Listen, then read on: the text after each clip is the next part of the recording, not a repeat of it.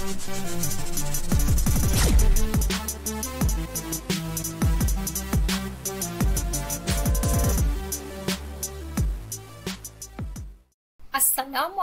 warahmatullahi wabarakatuh dan salam sejahtera. Saya Nurul Atirah Nurul Ain binti Abdul Hakim dari kelas Bahasa Melayu 3 akan membentangkan tugasan 2 persembahan individu bagi kursus PAKW 1022 Asas Keusahawanan. Pada pembentangan kali ini, saya akan membentangkan PKS Malaysia iaitu perniagaan Anas Popcorn. Berikut merupakan isi kandung yang saya akan kupaskan dengan lebih mendalam. Yang pertama, menganalisis SWOT perniagaan. Yang kedua, cadangan strategi pertumbuhan spesifik menggunakan platform digital. Yang ketiga, bagaimana PKS dapat memanfaatkan analisis SWOT. Yang keempat, menganalisis dan mengenal pasti dua sumber modal yang paling sesuai dan realistik bagi perniagaan ini. Yang keempat, bagaimana jenis entiti perniagaan PKS mempengaruhi pelaksanaan strategi dan perolehan modal, serta cadangan perubahan entiti perniagaan. Sebagai pengenalan, PKS atau lebih dikenali sebagai perusahaan kecil dan sederhana berfungsi sebagai tulang belakang landscape ekonomi Malaysia, menyuntik daya hidup ke dalam rangka kerja kewangan negara. Perusahaan ini menyumbang dengan ketara, menyumbang lebih 1/3 daripada keluaran dalam negara kasar iaitu KDNK Malaysia. Selain itu, PKS adalah pencipta pekerjaan yang besar, menawarkan pekerjaan kepada lebih 4 juta individu di seluruh negara. Menurut laporan Bank Negara Malaysia pada tahun Julai 2022, pembiayaan PKS terkumpul berjumlah 371 bilion ringgit, membentuk separuh daripada pembiayaan perniagaan di Malaysia. Oleh itu, perniagaan Anas Popcorn merupakan salah satu PKS yang ada di Malaysia. Anas Popcorn merupakan satu produk tempatan yang mula mengembangkan produknya di negeri Sarawak. Pengasasnya, Encik Kawili berkata, dengan hanya gaji bersih dalam lingkungan 1,300, beliau mengambil risiko untuk memulakan perniagaan yang tercetus apabila anaknya bernama Anas gemar akan berteh jagung. Sejak ditubuhkan, produk ini menunjukkan pertumbuhan yang sangat memberangsangkan dengan pelbagai ciri istimewa yang berbeza dengan pasaran produk lain. Salah satu ciri utama yang menjadi kekuatan Anas Popcorn ialah kepelbagaian perisanya. Produk ini menawarkan pelbagai pilihan rasa yang sesuai dengan selera rakyat Malaysia. Antaranya termasuklah salted caramel, keju, coklat dan beberapa perisa bermusim seperti durian atau pandan yang dikeluarkan dalam edisi terhad.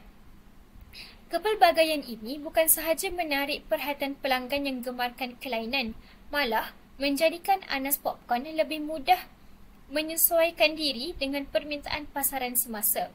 Pelanggan boleh memilih rasa mengikut kesukaan mereka, menjadikannya sesuai untuk kanak-kanak, remaja dan juga dewasa. Selain dari rasa yang pelbagai, satu lagi ciri penting yang menonjol ialah pembungkusannya yang menarik dan praktikal. Reka bentuk bungkusan Anas Popcorn sangat kemas, moden dan menyerlah sesuai dijadikan hadiah atau dijual di kedai-kedai cenderamata dan kios. Saiznya pula sesuai untuk dibawa ke mana-mana. Sebagai contoh, popcorn ini sesuai untuk dijadikan snack dalam kereta, di pejabat atau semasa melancong. Selain cantik dan kemas, bungkusan ini juga bertindak sebagai alat pemasaran yang berkesan kerana mudah dikenali dan meninggalkan kesan kepada pengguna. Dari aspek harga pula, Anas Popcorn ditawarkan pada kadar yang sangat berpatutan. Ini menjadikannya mudah diakses oleh pelbagai golongan pengguna termasuk pelajar, pekerja, suri rumah atau usahawan kecil yang ingin menjadi ejen atau pengedar. Harga mampu milik ini membantu produk menembusi pasaran yang lebih luas tanpa menjejaskan kualiti. Malah, syarikat juga menawarkan pakej bandel promosi dan harga pengedar yang membuka peluang kepada mereka yang ingin menjana pendapatan melalui penjualan semula produk ini. Ciri yang tidak kurang pentingnya ialah kualiti produk itu sendiri. Anas Popcorn dihasilkan dengan bahan-bahan berkualiti tinggi tanpa menggunakan pewarna tiruan secara berlebihan. Proses pengeluaran dilakukan di kilang milik sendiri yang membolehkan kawalan mutu yang ketat. Ini memastikan setiap pack popcorn yang dikeluarkan mempunyai rasa yang konsisten, tekstur yang rangup dan tahap kesegaran yang optimum. Akhir sekali, ciri paling istimewa yang menjadikan Anas Popcorn lebih dekat di hati pengguna tempatan ialah latar belakang dan semangat keusahawanan pengasasnya, iaitu Encik Kawili. Encik Kawili memulakan perniagaan ini dengan modal kecil dan semangat yang besar, serta mengusahakannya dari bawah tanpa bantuan pelabur besar pada awalnya. Beliau membangunkan sendiri resepi dan menghasilkan mesin automatik khas untuk memproses popcorn dengan lebih efisien. Semangat inilah yang menjadi inspirasi kepada ramai usahawan muda pada hari ini. Encik Kawili membuktikan bahawa dengan usaha gigih dan strategi yang betul, perniagaan kecil juga mampu mencipta impak yang besar. Seterusnya, kita beralih pula kepada menganalisis SWOT perniagaan Anas Popcorn. Analisis SWOT adalah kaedah perancangan strategi yang digunakan untuk menilai kekuatan, kelemahan, peluang dan ancaman di dalam perniagaan. Proses ini melibatkan dan menentukan objektif khusus, spekulasi perniagaan dan mengenal pasti faktor dalaman serta luaran yang menyokong dan yang tidak mencapai matlamat tersebut. Menurut Daniel Stark dan Hovland, analisis SWOT adalah instrumen perancangan strategi klasik yang menggunakan rangka kerja kekuatan, kelemahan, peluang dan ancaman luar. Alat ini menyediakan cara mudah untuk menganggar cara terbaik untuk melaksanakan strategi. Oleh itu, berdasarkan perniagaan Anas Popcorn, terdapat beberapa kekuatan dalam perniagaan ini. Yang pertama ialah jenama yang dikenali di Sarawak. Yang kedua, modal permulaan rendah tetapi memberi impak yang besar. Seperti yang kita ketahui, pengasas perniagaan Anas Popcorn hanya bermodalkan RM800 sahaja. Selain itu, produk yang unik dan mempunyai pelbagai rasa. Seterusnya, peluang yang terdapat dalam perniagaan Anas Popcorn ini. Yang pertama, pasaran snack ringan yang terus berkembang. Yang kedua, peluang untuk memasuki pasaran semenanjung dan ekspor. Dan yang ketiga, menyertai platform digital seperti Shopee dan TikTok. Seterusnya ialah kelemahan yang perlu kita ketahui dan perlu diatasi dalam perniagaan Anas Popcorn ini ialah yang pertama, pengeluaran yang masih terhad. Yang kedua, pemasaran digital yang belum bertindak secara agresif dan meluas. Dan yang ketiga, perniagaan ini hanya tertumpu kepada pasaran di Sarawak sahaja. Yang terakhir, iaitu ancaman yang perlu kita ketahui dalam perniagaan Anas Popcorn ini ialah yang pertama, persaingan dari jenama besar dan luar negara. Yang kedua, kenaikan kos bahan mentah. Yang ketiga, pesaing tempatan yang meniru konsep perniagaan Anas Popcorn ini. Dan yang keempat ialah kos yang tinggi untuk penghantaran ke semenanjung. Kemudian kita beralih pula kepada cadangan strategi pertumbuhan spesifik perniagaan Anas Popcorn menggunakan platform digital. Cadangan strategi pertumbuhan spesifik menggunakan platform digital yang boleh dilakukan adalah dengan melancarkan perniagaan Anas Popcorn ini melalui platform TikTok Shop. Strategi ini bertujuan untuk memperluaskan lagi perniagaan berterjabung berperisa ke seluruh Malaysia, terutamanya kawasan semenanjung dengan kos operasi yang rendah melalui penggunaan platform digital. Strategi ini boleh mengambil langkah seperti yang pertama, membuka beg kuning di aplikasi TikTok. Seperti yang kita tahu, golongan muda merupakan pengguna yang paling ramai di aplikasi TikTok. Semestinya golongan muda gemar untuk meneroka apa yang terdapat di dalam TikTok Shop ataupun beg kuning. Yang kedua, menjalankan promosi melalui live di profil TikTok Anas Popcorn. Yang ketiga, menawarkan diskaun yang istimewa untuk pelanggan yang menyertai live tersebut. Live ataupun siaran langsung boleh digunakan sebagai pendekatan perniagaan Anas Popcorn ini untuk terus berkembang di aplikasi TikTok. Dan yang terakhir, menghasilkan trend TikTok untuk menarik golongan muda dan warga digital yang lain. Seterusnya, bagaimana PKS dapat memanfaatkan analisis SWOT? Analisis SWOT ini merupakan panduan yang boleh digunakan oleh PKS ataupun perusahaan kecil dan sederhana untuk membantu mengenal pasti faktor dalaman dan luaran yang mempengaruhi operasi dan strategi perniagaan.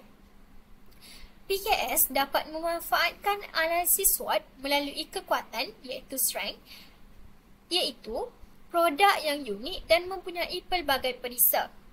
Berbanding jenama biasa yang berada di pasaran, keunikan produk ini memberi kelebihan untuk menarik pelanggan yang gemarkan kelainan.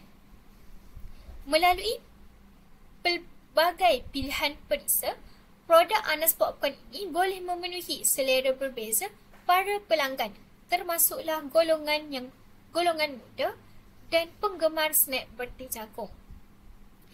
Seterusnya, PKS juga dapat memanfaatkan analisis SWOT melalui kelemahan iaitu weakness, iaitu pengeluaran yang masih terhad. Dalam konteks perniagaan ini, mereka masih tidak dapat mengembangkan operasi perniagaan mereka secara meluas. Dengan mengenal pasti kelemahan ini, PKS boleh merancang langkah penambahbaikan seperti melabur terhadap mesin pemprosesan yang lebih efisien dan menyusun jadual pengeluaran yang lebih sistematik. Melalui inisiatif ini, Anas Popcorn boleh berkembang seiring dengan peningkatan perniagaan, terutamanya selepas memulakan promosi di platform TikTok. Selanjutnya, PKS dapat memanfaatkan peluang ataupun opportunities yang ditemui berdasarkan analisis SWOT, iaitu berpeluang untuk memasuki pasaran semenanjung dan pasaran ekspor. Hal ini dikatakan penting kerana pasaran di semenanjung Malaysia jauh lebih besar berbanding Sarawak sahaja. Tambahan lagi, PKS boleh merebut peluang untuk mengembangkan lagi pasaran mereka di negara jiran seperti negara Indonesia dan negara Brunei. Melalui analisis SWOT dari segi ancaman pula iaitu threats, PKS dapat mengenal pasti ancaman yang iaitu merupakan peningkatan kos bahan mentah. Kos operasi dan margin keuntungan boleh terjejas sekiranya harga bahan asas seperti jagung, gula dan minyak berubah. Jika tidak diuruskan dengan baik dan sistematik, harga produk mungkin perlu dinaikkan yang akan menyebabkan kehilangan pelanggan. Analisis ini membolehkan PKS mengambil tindakan awal seperti membeli secara pukal dengan harga yang tetap atau mengubah strategi harga dan pemasaran mereka. Secara keseluruhannya, analisis SWOT ini dapat membantu PKS untuk memahami kedudukan mereka di dalam pasaran dan membina strategi yang sesuai untuk terus bersaing dan kekal relevan dalam dunia perniagaan. Seterusnya, kita beralih pula kepada mengenal pasti dua sumber modal yang paling sesuai dan realistik dalam perniagaan Anas Popcorn ini. Yang pertama ialah modal pinjaman. Melalui pinjaman mara iaitu skim pembiayaan mudah jaya SPIM, skim ini sesuai untuk usahawan mikro dan kecil yang memerlukan modal tambahan untuk mengembangkan perniagaan. Anas Popcorn merupakan salah satu daripada PKS yang boleh mendapatkan pinjaman ini sekiranya mereka ingin meningkatkan pengeluaran, membeli mesin dan mengembangkan perniagaan ke pasaran yang baru. Kelebihan modal pinjaman ini, proses yang mesra usahawan Bumiputera, dan yang kedua, mempunyai sokongan khidmat nasihat dan latihan keusahawanan. Sumber modal yang kedua ialah modal sendiri. Pemilik perniagaan menggunakan wang simpanan peribadi untuk memulakan sesuatu perniagaan. Sumber modal ini mudah didapati dan bebas faedah. Encik Kawili, pengasas Anas Popcorn, memulakan perniagaannya hanya bermodalkan RM800 yang datang dari simpanan peribadinya sendiri. Kelebihan menggunakan modal sendiri adalah tidak terikat terhadap komitmen pinjaman dan yang kedua sesuai untuk perniagaan kecil yang baru bermula. Kita beralih pula kepada bagaimana entiti perniagaan PKS mempengaruhi pelaksanaan strategi dan perolehan modal. Jenis entiti perniagaan Anas Popcorn ini ialah perniagaan milikan tunggal. Dari aspek pelaksanaan strategi, perniagaan milikan tunggal membolehkan pemilik membuat keputusan cepat dan fleksibel tanpa perlu melalui proses kelulusan yang rumit. Hal ini membolehkan beliau menyesuaikan taktik pemasaran seperti penggunaan platform digital iaitu TikTok dengan lebih cepat. Sebagai contoh, Anas Popcorn dapat menukar strategi pembungkusan atau promosi berdasarkan trend semasa tanpa sekatan. Walau bagaimanapun, pemilik juga perlu menangani segala risiko dan tanggungjawab secara sendirian, termasuklah pengurusan kewangan dan pengoperasian. Manakala dari segi perolehan modal, entiti perniagaan milikan tunggal biasanya menghadapi cabaran tertentu. Tanpa struktur syarikat seperti syarikat sendian berhad, pelabur dan institusi kewangan mungkin tidak mempercayai perniagaan ini. Oleh itu, perniagaan Anas Popcorn bergantung kepada modal sendiri dan sokongan pembiayaan kecil seperti pinjaman mara untuk mengembangkan perniagaan. Seterusnya ialah cadangan perubahan entiti perniagaan Anas Popcorn serta justifikasi. Berdasarkan perkembangan semasa, perniagaan Anas Popcorn boleh mempertimbangkan untuk mengubah entiti perniagaannya daripada milikan tunggal kepada syarikat sendian berhad. Hal ini disebabkan oleh fakta yang menunjukkan bahawa perubahan ini akan membantu perniagaan mereka mendapatkan pelaburan yang lebih besar, memperkukuh struktur sistem tadbir urus dan mengurangkan risiko kewangan Encik Kawili. Hal ini juga selaras dengan yang pertama, perniagaan semakin berkembang. Anas Popcorn bukan lagi perniagaan kecil yang hanya beroperasi di Sarawak, namun sudah menembusi pasaran luar. Apabila skop operasi bertambah luas, pengurusan perniagaan memerlukan struktur yang lebih formal dan teratur. Penukaran kepada sindiran berhad membolehkan syarikat menguruskan staf, pengeluaran dan sistem kewangan yang lebih sistematik. Yang kedua, keinginan untuk mendapatkan pelaburan besar atau geran korporat. Sebagai entiti milikan tunggal, sukar untuk menarik minat pelabur luar kerana bentuk perniagaan ini sukar dipercayai untuk urusan pelaburan pada jangka masa yang panjang. Sebaliknya, syarikat sindiran berhad mempunyai struktur tadbir urus yang lebih jelas dan telus kerana diwajibkan mengemukakan laporan kewangan tahunan yang diaudit. Dan justifikasi yang ketiga ialah mengasingkan harta peribadi dengan harta syarikat. Dalam milikan tunggal, sekiranya syarikat mengalami kerugian atau hutang, pemilik perlu menanggungnya menggunakan harta peribadi. Namun begitu, dengan entiti perniagaan syarikat sendian berhad, pemilik dan syarikat adalah dua entiti yang berbeza dari sudut undang-undang. Hal ini bermaksud tanggungan pemilik terhad kepada jumlah pelaburan mereka sahaja sekaligus dapat mengurangkan risiko kewangan peribadi. Secara keseluruhannya, perniagaan Anas Popcorn yang diasaskan oleh Encik Kawili di Sarawak merupakan salah satu contoh perusahaan kecil dan sederhana PKS yang berjaya berkembang melalui strategi digital dan produk yang unik. Melalui entiti milikan tunggal, pemilik perniagaan dapat membuat keputusan dengan pantas dan melaksanakan strategi secara terancang, terutamanya dalam pemasaran digital melalui platform TikTok. Berdasarkan analisis SWOT, pelbagai aspek kekuatan, kelemahan, peluang dan ancaman telah berjaya dikenal pasti, sekaligus dapat membantu dalam membuat keputusan yang lebih berfokus dan berdaya saing. Sumber modal seperti pinjaman mara turut memainkan peranan yang penting dalam menyokong pertumbuhan perniagaan. Oleh itu, PKS seperti Anas Popcorn dapat membuktikan bahawa perancangan yang strategik dan penggunaan platform digital sebagai jalan utama pada masa kini mampu mendorong pertumbuhan yang mempan dalam dunia perniagaan. Sekian sahaja pembintangan saya pada kali ini. Terima kasih.